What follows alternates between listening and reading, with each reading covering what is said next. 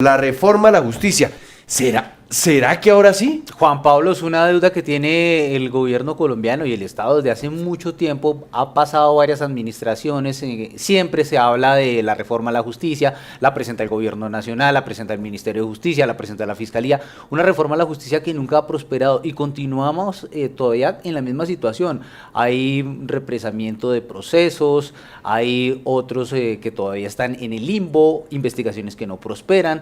Hay una acumulación de factores y de errores que no han permitido que la justicia pueda salir adelante, y por lo menos ya la gente se está cansando, no cree en la justicia, no cree en esos procesos que se adelantan por parte de las investigaciones de la Fiscalía General, ni tampoco de ya estos que están en proceso en etapa de juicio. Entonces, por eso ya se habla de una comisión de 34 personas conformada por integrantes de la rama judicial, de juristas, de académicos, que van a aportar ideas de lo que va a ser la nueva reforma a la justicia, de lo que se quiere. Por eso queremos hablar con algunos de ellos para que nos den esas luces de lo que puede ser una buena reforma a la justicia en el país, para dónde debe estar orientada y qué es lo que debe el presidente tener en cuenta a la hora de escucharlos. Por eso empezamos con el jurista y columnista Ramiro Bejarano. Bienvenido a Sigue la W. Doctor Bejarano, cuéntenos en el caso suyo, ¿usted qué cree que se necesita en el país, en esta convocatoria que se está haciendo para que la justicia definitivamente tenga un norte? ¿Aló?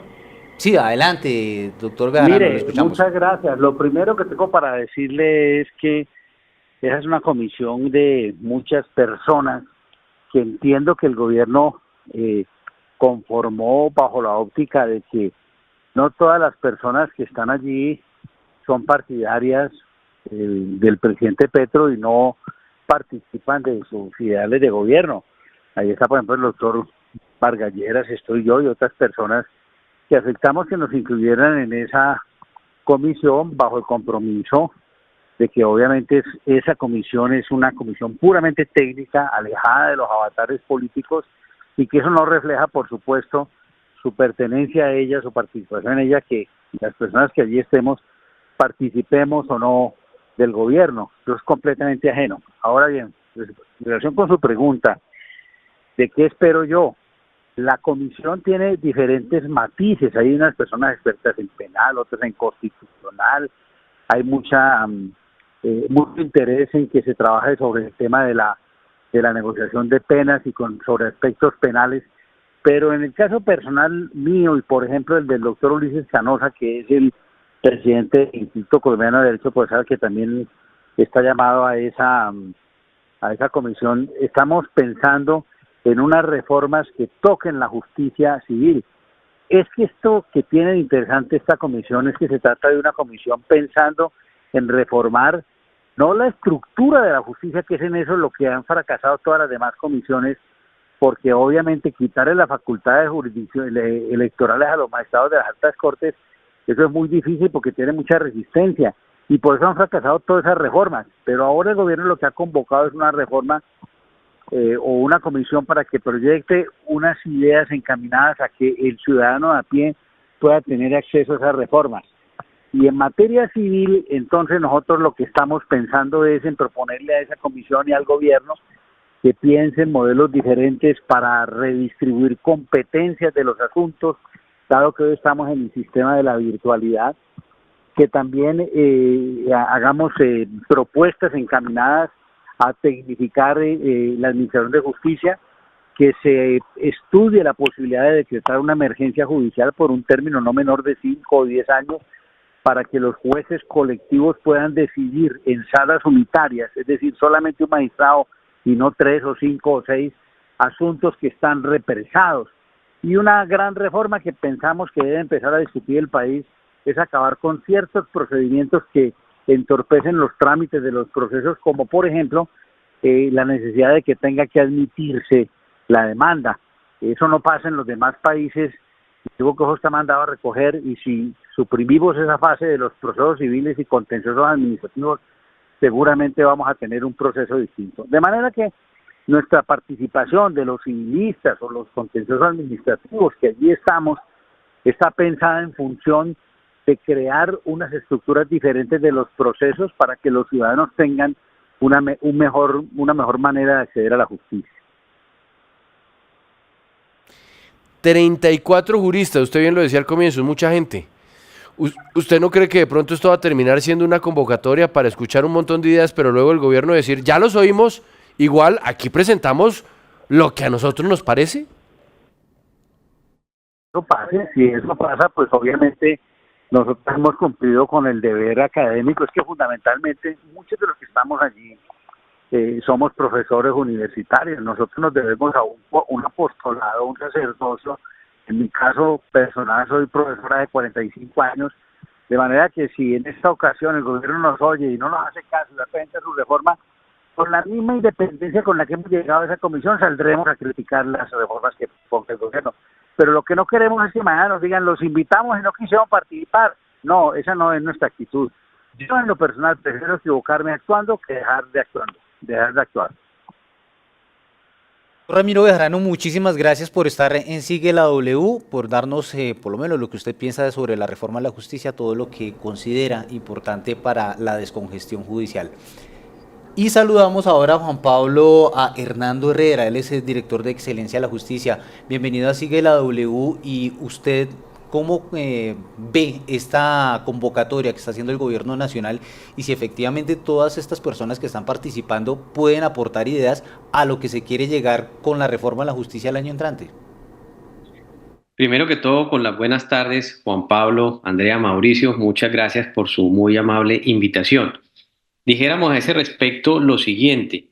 Primero, es supremamente llamativo una integración interdisciplinaria en lo que hace de diferentes áreas jurídicas, penalistas, civilistas, administrativistas, constitucionalistas, expertos en métodos alternativos de solución de controversias. Y lo segundo, también de diferentes escuelas universitarias en materia jurídica. Yo creo que eso es y es un acierto del ministro de Justicia. Lo otro también, un punto que el doctor Ramiro Bejarano señalaba y que yo también reitero, esta es una participación técnica con independencia del criterio que se pueda tener sobre la conducción del gobierno nacional, del actual gobierno, y eso es lo que auspicia y nos motiva a presentar, pues en el caso de la Corporación Excelencia de la Justicia, unas reflexiones válidas para mejorar ese acceso a la justicia y seguramente para hacerla más eficiente. Pero, profesor Hernando Herrera, yo quiero ir a lo mismo que le planteé en esta conversación a Ramiro Bejarano.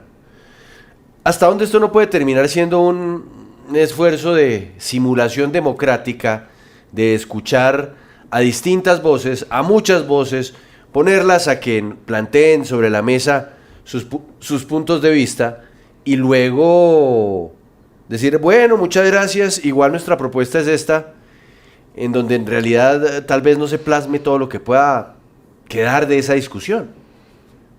Pues Juan Pablo, esa es una muy interesante reflexión y de darse ese evento, desde luego, tal y como llegamos acá para efectos de defender unos lineamientos que pensamos fundamentales para fortalecer la justicia, si las voces no son ellas oídas, pues no hace que se pierda esa independencia crítica con relación a evaluar lo que la reforma proponga. O de hecho, si se acogiera parte o parcialmente lo que se proponga por parte de esa comisión.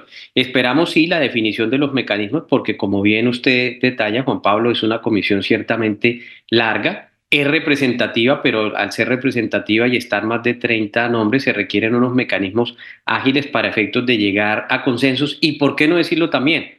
Para que se puedan reflejar los disensos, para que si eventualmente no se está de acuerdo con algún punto en particular, pues ello también pueda ser conocido públicamente. Nosotros dentro de nuestro itinerario tenemos también unos elementos muy importantes a tener en cuenta. Primero, la no afectación de la acción de la tutela.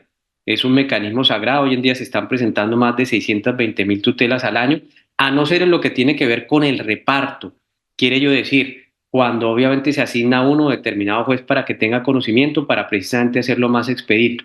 Lo otro que consideramos punto fundamental es el incremento y no la merma de la virtualidad en la justicia. Hoy en día la justicia, después de la pandemia y de las pocas cosas buenas que trajo ella, es que tenemos una justicia más célere. Luego pensamos que hay que incrementar esa tecnificación de la justicia y paralelo hay un punto muy importante. Tercero, mejorar la ejecución del gasto en materia judicial. No el gasto en funcionamiento, sino el gasto de inversión, tarea que hoy en día recae fundamentalmente en el Consejo Superior de la Judicatura. También partimos de la base como cuarto punto de no afectar la estructura, lo que hace de la creación de nuevas altas cortes, no corte electoral, no corte agraria, y por supuesto de no tocar las funciones que hoy en día desempeñan las cortes que ya están creadas. Y como quinto elemento fundamental, tenemos que hacer un gran esfuerzo por flexibilizar los procedimientos. Los procedimientos no pueden seguir siendo la materia engorrosa y seguramente lujuriosa de los abogados para mirar específicamente cómo los trámites son más extensos y más largos en el tiempo. Llegó la hora, por así decirlo, y perdónenme este término prosaico, de hacerle una liposucción a los procesos y eliminar recursos que a veces riñen con esa agilidad. En los estudios, por ejemplo, de la corporación, en más de un 70% la segunda instancia es inservible en materia judicial. ¿Por qué? Porque se confirma la decisión de primera instancia. Esos son algunos de los elementos que tenemos Muy bien. previstos para efectos de discutir. Mire usted, profesor Hernando, y ya vamos con nuestro siguiente invitado, pero ¿sabe por qué estoy haciendo esta pregunta sobre el tamaño de la comisión? Y algo que ahora usted nos plantea que me parece igualmente importante y es el procedimiento de la misma. Es porque luego podríamos terminar cayendo en un escenario como el que se daba Andrea en esas reuniones para hablar de la reforma a la salud, Sí. o de la reforma laboral. Sí, claro. En donde hacían unas mesas de trabajo y Reunionitis. sentaron un montón de gente y al final el gobierno salía era con lo que quería y luego otros Sí. decían, no, pero es que ya no incluyeron lo mío. No, es que Claro. incluyeron Lo que pasa es que ahí va en dos vías. Una cosa sí, el exceso de reuniones, la reunionitis y que eso no salga mucho y que finalmente el gobierno imponga y diga, bueno, esta va a ser nuestra propuesta y ya. Pero recordemos que aquí el gobierno debe dar un mensaje político distinto porque desde el Congreso incluso les están diciendo, por ejemplo, Catherine Jubinado, representante de la Cámara, bueno, si ven que sí se puede hacer una reforma con consenso, con esta reforma a la justicia distinto a lo que se hizo con la reforma a la salud. Entonces el gobierno tiene que equilibrar los dos asuntos. Claro, es que eso es lo que a mí me preocupa, doctor Herrera, pero bueno, esperemos, ¿no? Porque es que eso ustedes no les han dicho, el procedimiento se desconoce. Correcto, Juan Pablo. La primera sesión de trabajo, según advirtió el ministro de Justicia, el doctor Néstor Osuna, se va a dar la segunda semana de enero y a esa la definición de la mecánica va a ser elemento fundamental para poder llegar a acuerdos y para saber también cómo se van a determinar los mismos. Pero vuelvo y repito, en ningún caso se puede tratar de una imposición de una mayoría determinada a una minoría. Nosotros como corporación y otros entes técnicos que participan en la misma tenemos obviamente una definición jurídica determinada y esperamos que sea posible el consenso, pero si no también que sea posible establecer disensos sobre algunos otros puntos que sean críticos y que, por ejemplo, podrían llamar la atención. Lo otro que también me parece importante, esta es una reforma que sobre todo debe atender al ciudadano, no la estructura de la justicia, que a veces poco o nada le interesa al ciudadano. Al ciudadano no le interesa que si el periodo de un magistrado son 8, 12 años o vitalicio, o que si el fiscal se escoge de una u otra forma. De lo que está quejado es de la congestión judicial y de la morosidad judicial, del tiempo que se está demorando la justicia en absolver rápidamente los conflictos. Profesor Hernando Herrera, muchas gracias, director de Excelencia de la Justicia, por también hacer ese aporte de lo que se requiere en la justicia en Colombia. Y ahora saludamos a Ali Bantu Ashanti, él es del colectivo de abogados Justicia Racial. Bienvenido a Sigue la W. Y ustedes desde su orilla, ¿qué quieren proponerle al gobierno para que la justicia sea más efectiva? Hombre, muy buenos días. Gracias por la invitación. Saludar a los dos compañeros que me antecedieron en la palabra. Primero, mencionar y decir que me parece que a veces el tecnicismo, el discurso del tecnicismo deja de lado que inmerso lleva discusiones políticas o se expresan realidades políticas. Estamos hablando de una reforma a la justicia, es una reforma, o más bien la política de justicia. En consecuencia, este debate no puede quedar aislado de una realidad social del país y no pueden aislarse sectores sociales o al grueso de la ciudadanía de una discusión tan importante, tan trascendental para el gobierno y para todos los colombianos. Quería señalar eso y celebrar, obviamente, me parece muy importante el mensaje que envía el gobierno nacional al conformar una comisión tan diversa, donde hay expresiones distintos sectores políticos, expresiones de lo que somos como país. Eso en primer lugar. En segundo lugar, me parece que desde el colectivo Justicia Racial, como muchos otros colectivos en el país de abogados, de defensores de derechos humanos, que palpamos todos los días y vivimos las dificultades y nos enfrentamos a una realidad que tiene un mal diseño institucional en materia de justicia y que está llevando a la mayoría de los colombianos a adolecer de justicia, de acceso a justicia. Tenemos unas instituciones que están generando un caldo de cultivo para que siga habiendo violencia, para que siga habiendo criminalidad en el país, para que sigan habiendo un montón de injusticias que requieren un nuevo diseño y que el Congreso de la República, así como los distintos gobiernos, han estado en deuda con todos los colombianos y nos parece que este espacio, que esta comisión debe de alguna manera buscar mecanismos para que participe la academia, para que participen los ciudadanos y podamos construir una reforma de consensos y que ojalá pueda pasar en el Congreso de la República esa dura prueba que llevamos años esperando. ¿Han tenido ustedes tiempo desde su organización para mirar algunos elementos que podrían ser claves a la hora de incluir, no solamente en esta discusión, sino ya en una reforma judicial grande y que ojalá reúna los sentires y las necesidades de Colombia, algunos puntos, algunos elementos que son necesarios que se tengan en cuenta?